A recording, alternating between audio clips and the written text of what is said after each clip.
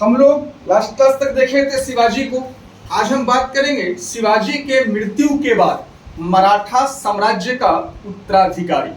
याद रखिएगा, शिवाजी के मृत्यु के बाद, शिवाजी के मृत्यु के बाद चूंकि नो डाउट उनके पुत्र ही उनका उत्तराधिकारी बनेंगे, तो शिवाजी के दो पुत्र थे। जिन दो पुत्रों में एक पुत्र का नाम था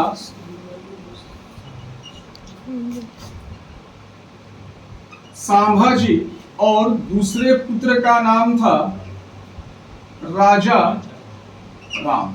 एक पुत्र थे संभाजी, दूसरे पुत्र का नाम क्या था? राजा राम। कहा जाता है कि संभाजी एक फाइटर के रूप में थे। संभाजी फाइटर थे, जबकि राजा राम जो थे वो कम उम्र के थे और शिक्षित व्यक्ति के तौर पर जाने जाते। ठीक है, दोनों का अलग अलग क्वालिटी उनके दोनों पुत्रों में। संभाजी क्या? फाइटर, और राजा राम एडुकेटेड और शांत स्वभाव का पुत्र। शिवाजी ऑलवेज चाहते थे कि राजा राम ही गद्दी पर बैठे। यही वजह था कि शिवाजी और संभाजी के एक्टिविटी, मतलब फाइटर के एक्टिविटी के कारण अक्सर ये दोनों में तनाव होता था। इसका परिणाम ये निकला कि शिवाजी ने इन्हें कैद कर लिया, और शिवाजी जब कैद किए, जब मृत्यु उनकी हो रही थी, उस समय ये पन्हला के किले में कैद थे। हमने लास्ट क्लास में देखा है कि भाई शिवाजी की जो मृत्यु है वो मृत्यु 1680 में इनकी मृत्यु हुई। जैसे इनकी मृत्यु हुई तो संभाजी के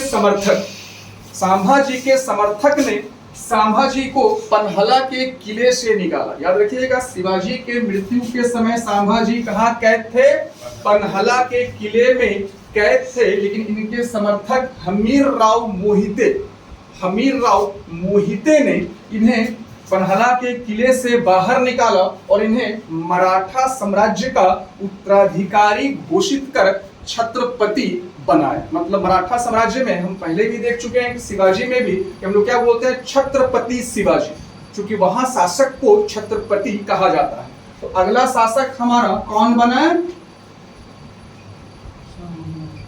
संभाजी हमारे शासक बने। 1680 में मृत्यु हुई थी, तो भाई शासक कब बनेंगे ये? 1680। एक कोड याद रखना बाबू कि शासकों का ये 3 शासक शिवाजी के बाद जो है वो 3 लगातार शासक आएंगे छत्रपति के रूप में, जिसमें पहला हम लोगों का याद रखना कोड में 9, फिर 11 और फिर 7। 9, 11 और 7, मतलब 9 का मतलब 9 साल, तो 1680 से 89। कोई दिक्कत नहीं, पहला में याद ऑलरेडी क्या होगा? 9 मतलब क्या सर? 9 साल। संभाजी गद्दी पर बैठे, और कब जब मृत्यु हुई तो कहाँ थे ये? शिवाजी के मृत्यु के समय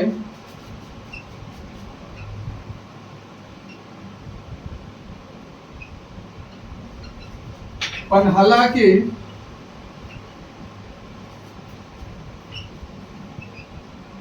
किले में ये कैद थे।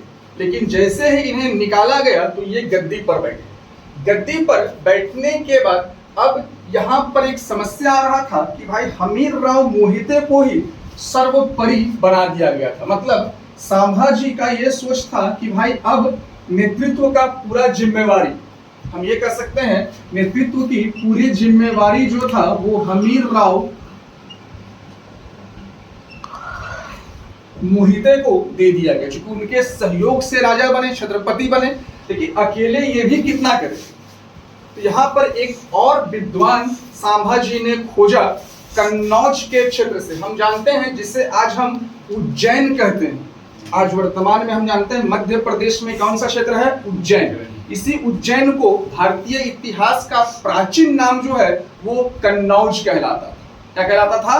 कन्नौज। तो वहां कन्नौज से इन्होंने संस्कृत के एक बड़े विद्वान ब्राह्मण को खोज कर लाए, जिनका नाम था कवि कलश। मतलब इनके सलाहकार के तौर पर एक व्यक्ति नियुक्त हुए। इनका नाम क्या था? बोलो। कवि कलश। अगर आप लोग फिल्म देखे होंगे छावा, तो छावा में जिस कैरेक्टर को दिखाया है वो और कोई नहीं, संभाजी। छावा में जिस करेक्टर को दिखाया गया वो और कोई नहीं, कौन है? सांभा ही है। तो भाई ये कवि कलश का भी उनको दिखाया गया उसमें। तो कवि कलश जो है वो सलाहकार के तौर पर आए, कन्नौज से लेकर आया गया। हिंदी और संस्कृत के विद्वान व्यक्ति के तौर पर ये मौजूद थे और यहीं से एक पद, चूंकि ऑलवेज याद रखिएगा शिवाजी के टाइम में प्रशासन जब हम पढ़ेंगे, प्रशासन पूरा मराठा एक बार पढ़ेंगे, तो शिवाजी के टाइम में अष्टप्रधान हुआ करता था। अष्टप्रधान का मतलब 8 मंत्री, जैसे आज लोग बोलते हैं ना कैबिनेट का मंत्री, आज वर्ड इस्तेमाल करते हैं लोग कैबिनेट का मंत्री। उसी तरीके से मराठा प्रशासन में 8 महान पदों पे जो व्यक्ति नियुक्त होते थे उन्हें प्रधान कहा जाता था, इसलिए अष्टप्रधान।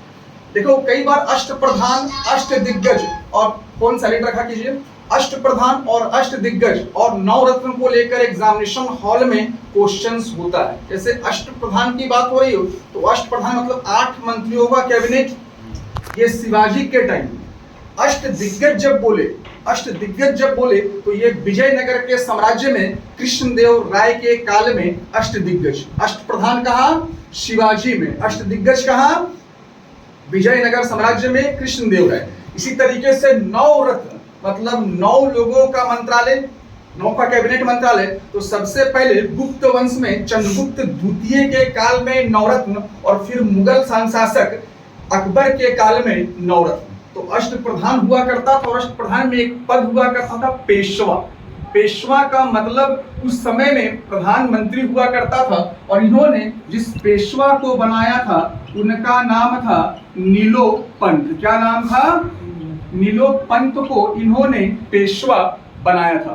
फॉर काइंड इन्फॉर्मेशन आगे हम लोग जब पढ़ेंगे तो भाई अंतिम छत्रपति जो थे वो और केवल साहू रहे, क्योंकि साहू के बाद मराठा शासकों का छत्रपति जो है वो पेशवा बन गए। पेशवा मतलब प्रधानमंत्री के रूप में शासक की भूमिका पे आएंगे, तो हम लोग आगे देखेंगे क्लासेस में। क्योंकि शाहू के बाद जो है मराठा साम्राज्य पेशवा के हाथों में आ गया था और उसमें आप फिल्म देखे होंगे, एक फिल्म बाजीराव मस्तानी, ठीक है। तो बाजीराव द्वितीय का काल या फिर बालाजी विश्वनाथ का काल, ये तमाम चीजें इसी से संबंधित। कोई दिक्कत? उतारो पहले इसको।